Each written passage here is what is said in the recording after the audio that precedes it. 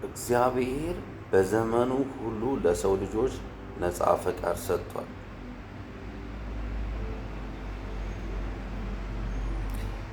ማቴዎስ 22 ላይ ንጉሡ ሰዎችን ሁሉ ወደ ግብዣ ጠርቷል። ሁሉም ሰዎች ከዛ ማዕድ እንዲካፈሉ፣ በነፃ እንዲበሉ፣ በእምነትም እኛ እምነት ልለው የምችለውን ስጦታ ሰጥቶን ለደህንነት እግዚአብሔር ንጉሡ ግብዣ ጋብዟቸዋል። ግን 22:14 ላይ ምንድን ነው የሚለው? many are called but few are chosen። ብዙዎች ተጠርተዋል፣ ጥቂቶች ግን ተመርጠዋል። ይህ ቀጥታ ከምን ጋር ያገናኘናል? አንኮንዲሽናል ኢሌክሽን ጋር ያገናኘናል። ሰዎች ያለምንም ኮንዲሽን ነው የተመረጡት የሚለውን ትምህርት ጋር የሚገናኝበት ነገር ልንገራችሁ። ለምሳሌ ዮሐንስ 6:44 ላይ no one come to the Father who sent me unless he draws him። ማንም ወደ አባቴ ካልሳበው በስተቀር የሚመጣ የለም የሚለው በውስጥ ታዋቂነት አባቱ የሚስበው ግብዣውን የተቀበለ መሆኑን መረዳት እንችላለን። አባቱ የሚስበው ግብዣውን የተቀበለ ሰው ነው። ኦልራይት። እግዚአብሔር የምናስብበትን አእምሮ ሰጥቶናል። ከምናስብበት አእምሮ አምላክ እንደሰጠን ካመንን እኛ እንኳን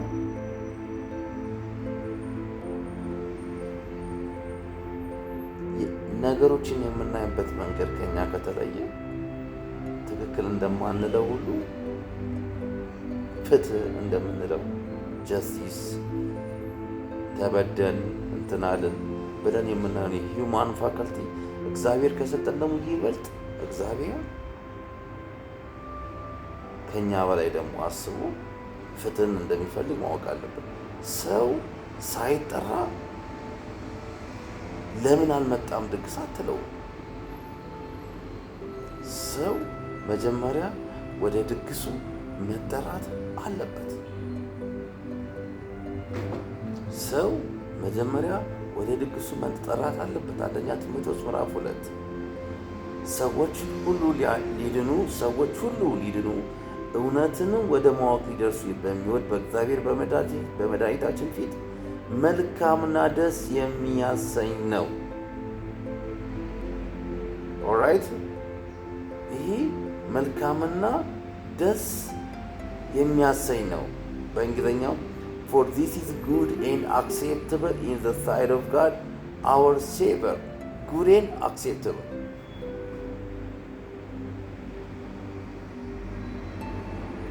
ሰዎች ሁሉ እንዲድኑ ይፈልጋል እግዚአብሔር። ሰዎች ሁሉ እንዲድኑ አይፈልግም የሚል ነገር ከየት መጣ ነው ጥያቄ።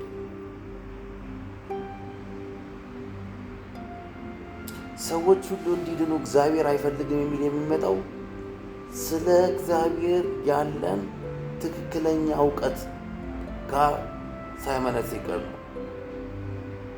ጆን ፓይፐር የሚባል ትላንት ማታ ሰማሁ ነበር። በጣም የሚገርም ነገር ኖ እግዚአብሔር ሁሉም ሰዎች እንዲድኑ አይፈልግም ሲል ማለት ነው። እኛ ለምሳሌ አስተማሪው ተማሪዎች ሁሉ እንዲያርፉለት ሁሉን ጥረት ያደርጋል። ከዛ ተማሪዎቹ ሁሉን ነገር በካሪኩለሙ መሰረት ካስተማራቸው በኋላ ግን የሚወድቅ ይጠፋል። ክላስ አይቀርም። የሚወድቅ ተማሪ አይጠፋም፣ ይወድቃል። ምንድን ነው ተማሪ እያለን የምንለው እኛ? ጣለኝ፣ እንትና ጣለኝ፣ እንትና ፍላንክ አደረገኝ ነው የምንለው። እኛ ለአስተማሪው ያለን አመለካከት ትክክል አይደለም ማለት ነው።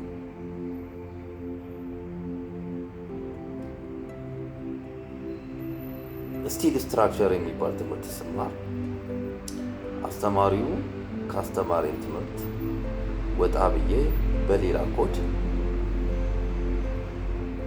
አነብ ጀመር። ፈተናም ይመጣል ብዬ አሰብኩት። በእርግጥ እሱ ያስተማረኝም በኢሮብ ኮድ ነበር፣ ግን ፈተና ይመጣል ብዬ አሰብኩት በእኛ ኮድ ሳይሆን በአውሮፓ ኮድ ነበር። በዛ ነበር ያነበብኩት። ፈተና ሲመጣ ፈተና ሆነ በእኛ ኮድ ፈተና መጣ። በቃ ተናደድኩኝ በጣም። የክላስ ተወካይ ነበርኩ። በቃ ዘጋሁት። አስተማሪው ሆን ብሎ ነው ፈተናው እንዴት ከዛ ወጣ ብዬ ማለት ነው። ከዛ ግን ያው ባሻሽለውም በኋላ ማለት ነው አስተማሪዎችን የምናይበት መንገድ እንትና ጣለኝ፣ እንትና ኤፍ ሰጠኝ፣ እንትና ኤፌክስ አደረገኝ ምንለው አስተማሪው ክፉ ሆኖ ሳይሆን ስለ አስተማሪው ያለን አመለካከት የተዛባ ስለሆነ ናውሴንስ ስለሆነ የተዛባ ኑዋንስድ ስለሆነ የተዛባ አመለካከት ስላለ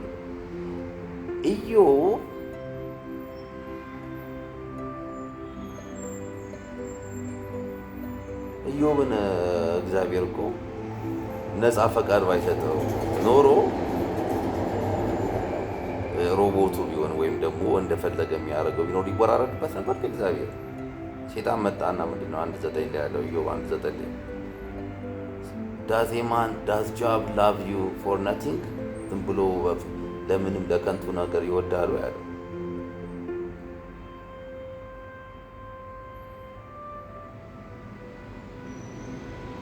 ኢንተግሪቲው ተፎካከረው።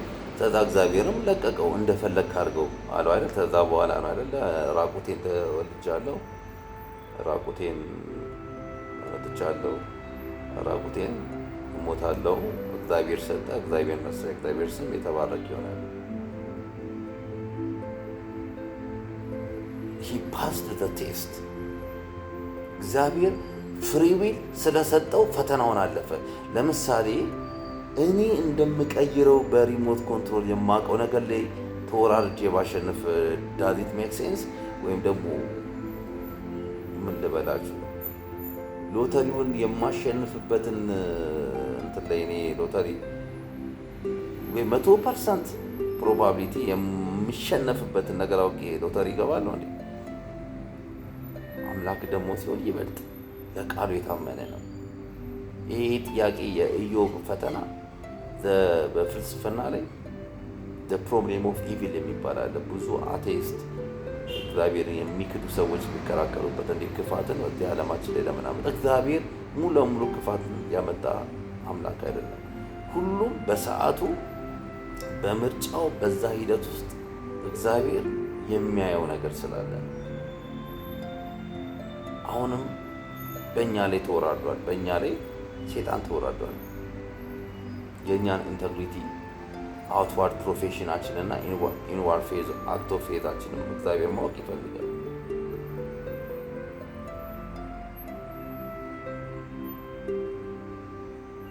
እግዚአብሔር ሰጠ፣ እግዚአብሔር ነሳ። የእግዚአብሔር ስም የተባረከ ይሁን። እግዚአብሔር ይመስገን። ጋድ ኢዝ ጉድ። እግዚአብሔር ሰጠ፣ እግዚአብሔር ነሳ። ዘ ቴስት while many of us are falling። አብዛኞቻችን እየወደቅን ነው እያለ ኢንተግሪቲ ፍሪ ዊል ኢዝ ጋድ ቾይስ ኢዝ አን ኦፖርቹኒቲ። እግዚአብሔር የሰጠን ትልቅ ነገር ቢኖር ምን ላይ ነፃ ፈቃድ። ነፃ ፈቃድ ስለሰጠን ስታጠፋ ሰው ስገለም ሕፃን እንኳን ስትገለም ሰጥተኝ በኋላ በዚህ ነፃ ፈቃድ ልክ እንደሚጠይቅ ስለሚያውቅ ኖ አይ ዲድ ባድ አይ ዲድ ወርስት፣ ክፉ ሰራው፣ እኔ ክፉ ነበርኩ፣ ፍትህ ነው እኔ ላይ አይፈረድክብኝ እንድትለው እግዚአብሔር ይፈልግ። በንስሐ እስካልተመለስክ ድረስ ኃጢአትን እስካላሳጠፍክ ድረስ we are given the opportunity to be free። ነፃ እንድንሆን ዩቲሊታሪያን ነፃ እንድንሆን ላይበርታሪያን ፍሪደም ሰጥቶናል። እግዚአብሔር ስም የተባረከ ይሁን።